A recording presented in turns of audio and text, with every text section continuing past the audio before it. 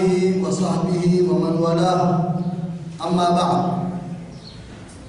Tuko katika masala ya uharamu wa mtu iqtina'ul kalbi, kufuga mbwa, na tukasema mbwa aloruhusiwa kwa sharia waweza kumfuga au waweza kuwa naye ni mbwa wa ulinzi, au ni mbwa wa kuinda, au ni mbwa wa utungaji.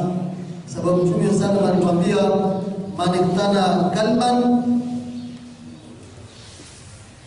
saqata lahu qiratani au qirat illa kalba saydin au mashiyat, na katika riwaya nyingine illa sayda zar'in au ardhi. Mwenye kuchuma au kufuga mbwa hukosa thawabu, na thawabu zake zabatilika mfano wa majabali mawili ya Uhud. Leo ukifuga mbwa, basi thawabu za kuondokea kama mfano wa majabali mawili ya Uhud. Ila mbwa wa ulinzi au mbwa wa mfugo, tulieleza jana wale mbwa waruhusiwa, lakini kuweka mbwa hivi ni makosa. Na dharura ya mbwa kufugwa au kuwekwa kwa dharura yake, sio kwa mbwa ameruhusiwa wa ulinzi basi mbwa kama yule atafika mpaka nyumbani kwako. Kama yule mwingine tunaona ingia ndani ya nyumba mpaka ndani, aingia mpaka jikoni, ingia mpaka sitting room, wakaa mpaka juu ya makochi, wakaa chini ya zulia, watembea mpaka jikoni. Ule wasimbwa. Sasa mbwa ndio umeruhusiwa, mbwa wa ulinzi au mbwa ulioruhusiwa ni mbwa unaopeleka nyama kwenye mafugo, au ni mbwa unakwenda kukulindia. Yule umeweka nje ya nyumba yako, sehemu kando, mahali pake kando, wamjengea kibanda chake kando, asitembee wala usikubali aje sehemu zako. Sababu lao atakuja atembee sehemu zako, lao atakojoa, lao atakwenda haja, lao atalala sehemu kama yale, lao ataramba mahali kama pale, utakuwa wewe una jukumu kubwa katika sharia na uweza kulifanya. Jukumu lenyewe ni ile sehemu alokanyaga mbwa, alokaa mbwa, au aloinamba mbwa, au aloikojolea mbwa, uisafishe kwa maji, tena uoshe mara 7, utangamanishe na mtanga ile 7. Wewe Mtume sallallahu alaihi wasallam kalbu fi inaya ahdikum falyghsilhu 7 marat ihdahunna mamsujatan biturab. Mbwa akiramba mahali au mbwa akikaa mahali kama pale, itakubidi wewe upatahirishe. Na tahara ya mbwa ni tahara nzito, kwa sababu najisi kuna mukhafafa na mutawasitwa na mughalaba. Kuna najisi hafifu, kuna najisi ya kati na kati, na kuna najisi ambayo ni najisi nzito. Najisi nzito ni najisi ya mbwa. Mbwa najisi yake ni nzito, na Mtume alikataza kuwa usikurubiane na mbwa. Na sharia ni kitu kikubwa sana, ikataza jambo kwa ina malengo. Imechunguzwa kule mahali anapokaa mbwa, na ule mwili wa mbwa, na yale mate ya mbwa, na zile najisi za mbwa, ndani yake kuna vidudu fulani wa ugonjwa, na kuna magonjwa ya ule mbwa, bakteria fulani. Lazima ukikaa nazo kwenye kusababisha wengine tatizo ya pumzi, wengine wanaleta matatizo ya pumu, na wengine wanaleta matatizo ya kuvuta pumzi ya kifua kwa sababu ya ule mbwa. Ndio ule mbwa umweke kando, usikae karibu na mbwa. Na mbwa lingine, wewe nyumba yako umeleta utisho na umeleta uoga, mtu atakuja kukutembelea au kuna wageni, mtu ana wasiwasi, je, ule mbwa umefunga? Au mtu akiingia ule mbwa aanze kumdhulumia mtu, na kule kwa mbwa si mzuri. Sasa tunasema la yahilu li muslimin ayurawi'a muslima, Muislamu si halali kumtisha Muislamu mwenzake. Mbwa ukitokea akianza kulia, tayari amtia hofu ule mgeni anakuja kukutembelea. Tayari ule mbwa akianza kulia, amtia hofu. Tayari ule mbwa anataka kukukia, ule mtu akivutwa hata kama kwa kamba, wa tayari amemtisha.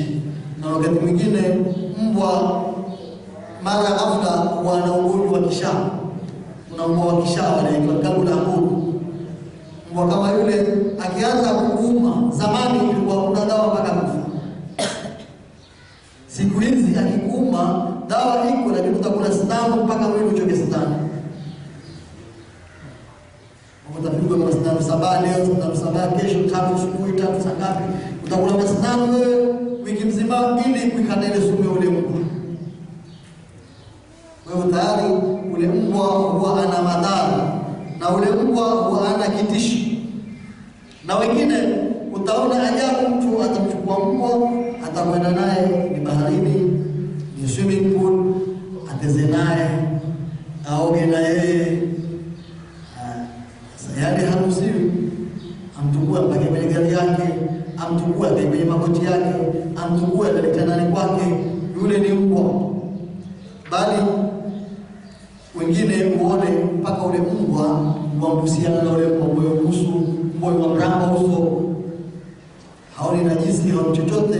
Tena mtu kwamba ni mtoto wa Kiislamu, au mbwa mwingie huku, mbwa mtoke huku bila kujali. Bali wengine wamefika kwa kule kuwapenda wale mbwa, mpaka ikiwa ni mwanamke utaambiwa ameolewa na mbwa, mume wake yule mbwa. Mwanamke ataolewa vipi na mbwa? Bali wengine wakati na yule mbwa kama anapokaa mume na mke, hatukuli ni jambo zito lolote. Ndio wakati mmoja kuna jamaa walikuwa ni wageni, wakamtembelea bwana mmoja akijulikana kwa jina la Amara. Mmoja kutembelea ukao ule mbwa waluluma, mbwa walia. Sasa jamaa kutoka hawawezi, kwenda hawawezi, choo chande wapata. Ni bwana akasema wallahi sijui leo tupatana msukusuku gani leo. Mbwa anatusumbua, anatusuka, tujui tuseme adhari yaumi atwal ama adhari yaumi kiyama. Hatujui hii shida hii ya leo ni kubwa au shida siku ya kiyama. Kwa kiyama hichi hakutokeki, hakuendeki. Tumekula choo tuwezi kwenda, tumekuja mahali mbogelini nje, hakutokeki. Hatujui udhia wa leo ni mkubwa au ni udhia wa siku ya kiyama, kwa kupata ile mateso ya ule mbwa. Ndio wakati mmoja kuna bwana mmoja alimwalika mgeni nyumbani kwake. Kumwalika akapata chakula vizuri, akala vizuri chakula. Na zoe kwa zamani za nne. Sasa bwana matumbo yakamtaharaka, akifungua njembwa anafunguliwa, yongoma siku kufunguliwa. Sasa kiangalia kwenda hawezi, kukaa hawezi, tumbo la msumbua. Afanye nini? Akaona sasa na kufanya na haja zimemshika, kuna mtoto mchanga yuko pale. Kwa suluhisho mimi ninaifanya haja zangu kujolee nimtenjo. Basi akaamka usiku wao wataona namna yule kijana amekuja swali ile na kuja swali. Akashuka zake na kutenda na shukuru sasa akaamka sasa. Kweli kijana chetu ana haja na tekniki haja namna hii. Pashona namna hii kina. Na choba sasa nana kijana cha ndogo akana wasiwasi. Lakini hakuna mtu. Akamta daktari, angalia mtoto wetu ni mgonjwa labda na matumbo kupeleka au kuna kitu. Daktari akampima, mtoto wetu ni mzima. Kama choo hiki daktari kaangalia stage. Si choo cha kijana ndio, hichi choo cha mtu mzima. Angalia katika nyinyi nani anafanya kazi hii. Sasa tukozengia nani. Mgeni akadhikika sasa tu kwa uchunguzi. Wewe mimi ule mgeni kusema ni yeye hawezi. Kusema si yeye hawezi. Kusema ni yeye aibu. Akaba jamaa angalieni bwana, siku yoyote mkialika wageni ndani ya majumba yenu, mkawapa chakula kama mlivyonipa mimi chakula. Kisha mkafungua mbwa wazi kama mlivyofungua leo hivi, basi kijana wenu atakuwa mgonjwa siku zote. Atakuwa mgonjwa siku zote. Kwa suluhisho mkawapa chakula kizuri ndio ndipo mfunge. Nadhani shaelewa kwa huyu ni kwa sababu ya mbwa. Kwa mbwa awatisha mtu, mbwa awatisha wageni. Mbwa ikiwa mtu ana haja ya mtu nyumba ya mtu, ikijua ile nyumba mtu ina mbwa, basi kufika nani shida yetu kwenda. Kwa sababu ya ule mbwa.